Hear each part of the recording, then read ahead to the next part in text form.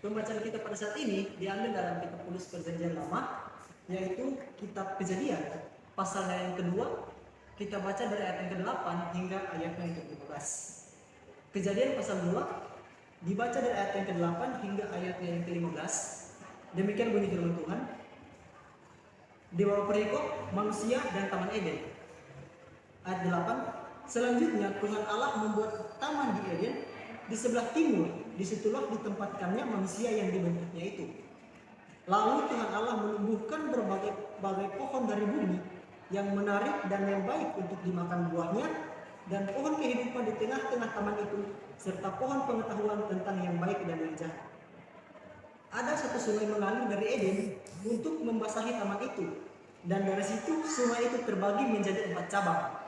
Yang pertama namanya Pison, yakni yang mengalir mengelilingi seluruh tanah Hawila, tempat emas ada, dan emas di negeri itu baik.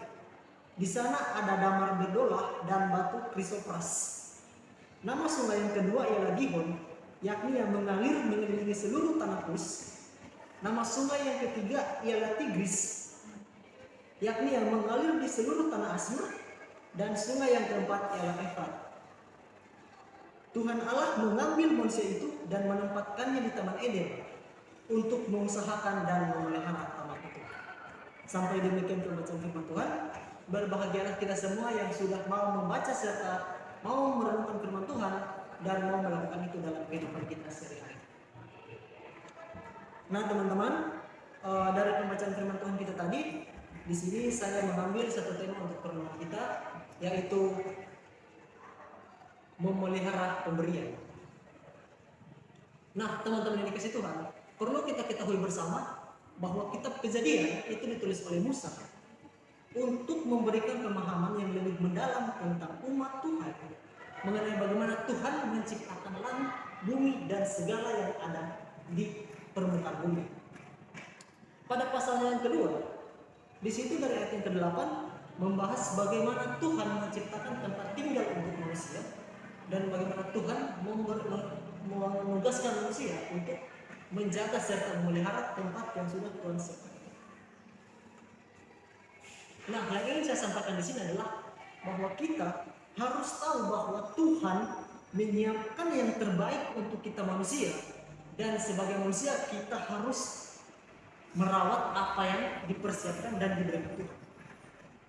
Nah teman-teman, kediaman yang Tuhan sediakan untuk manusia bukanlah sebuah kediaman yang terbuat dari emas yang dihiasi dengan mewah, tetapi kediaman yang diberikan Tuhan kepada manusia merupakan sebuah taman yang dihiasi oleh alam.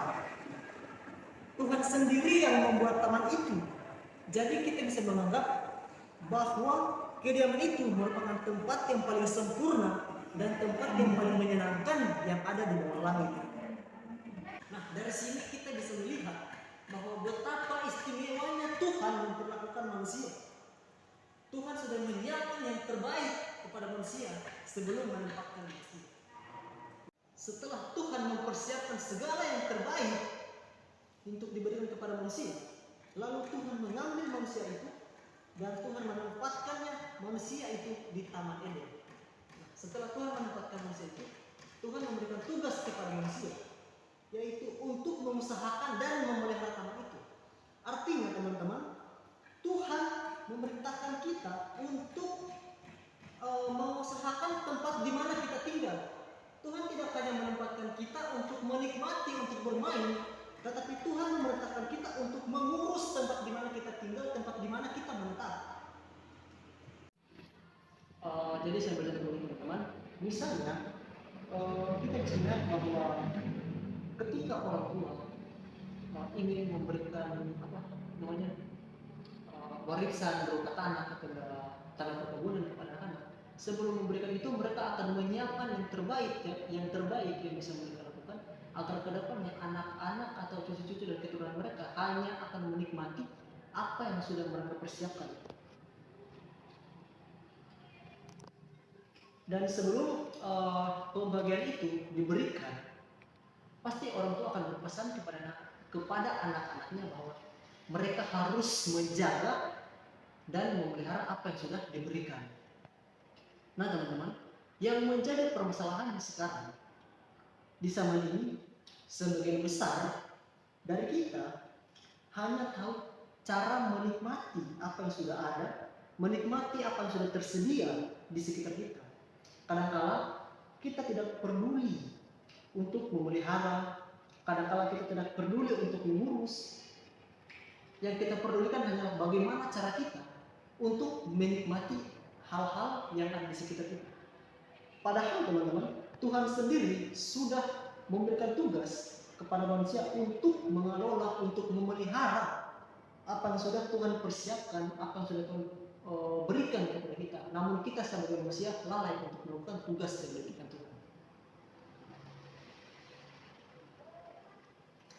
Jadi teman-teman, seharusnya kita sebagai orang yang percaya kepada Tuhan, kita bisa menjaga, kita bisa merawat apa yang sudah Tuhan sediakan kepada kita. Tuhan menyediakan tempat tinggal bagi kita, Tuhan menyediakan lingkungan yang nyaman bagi kita untuk kita menetap.